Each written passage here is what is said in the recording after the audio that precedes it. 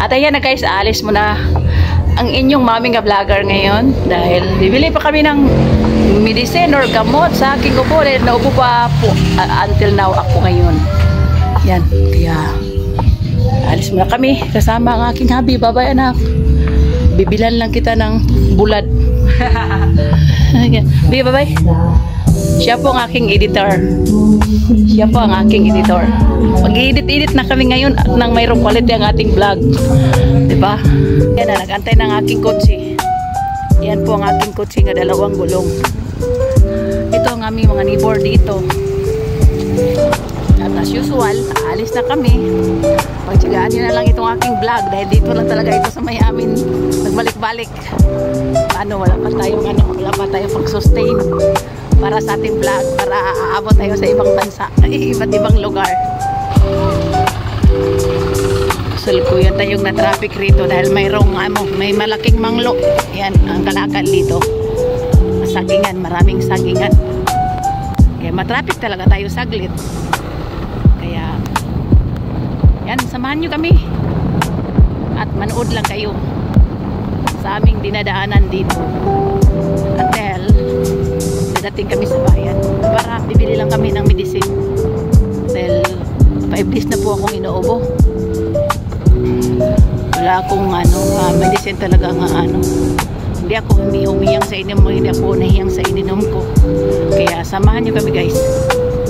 Tingnan nyo itong mga bata rito.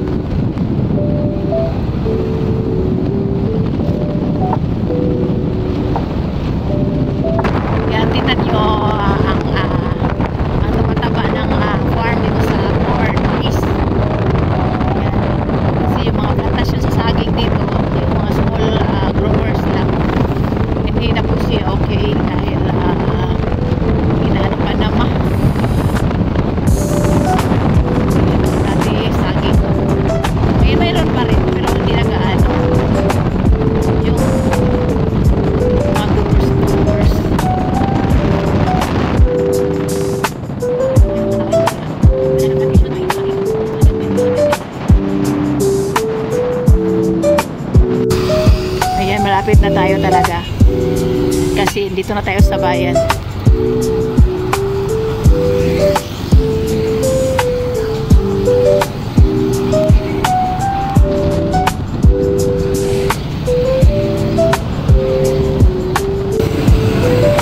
Magpagas muna tayo dito sa Gas Island.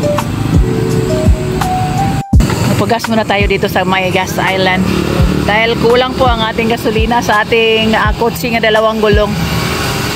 Ayan, mahal-mahal na po. Magkano na ang gas ninyo? 5.9 na. 5.9 na daw ang gas ngayon. O diba, mahal na. Wala talagang mura ngayon, panahon na ito. Yan, hapon na.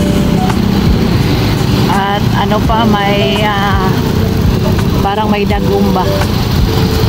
Ano ba Tagalog ng dagong? Yan ang Jollibee ng Santo Tomas.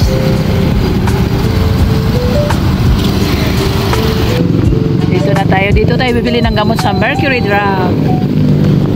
Ayan.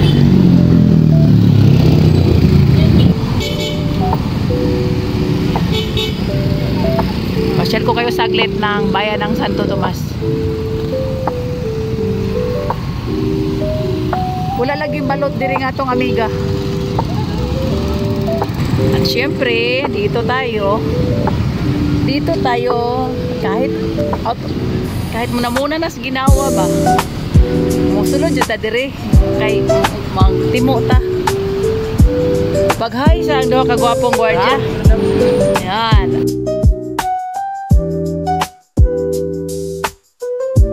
Ayan, diba? Maglinya muna tayo dahil kakain po kami ng habi ko. Ayan ang habi ko guys. Sinadya ko talagang siya kukuha sa order namin. Ayan, sinasadya ko yan siya ang kukuha ng order. Ayan, di ba? At least, sinautusan ko. Ayan, di ba? Yan. Kain tayo dito.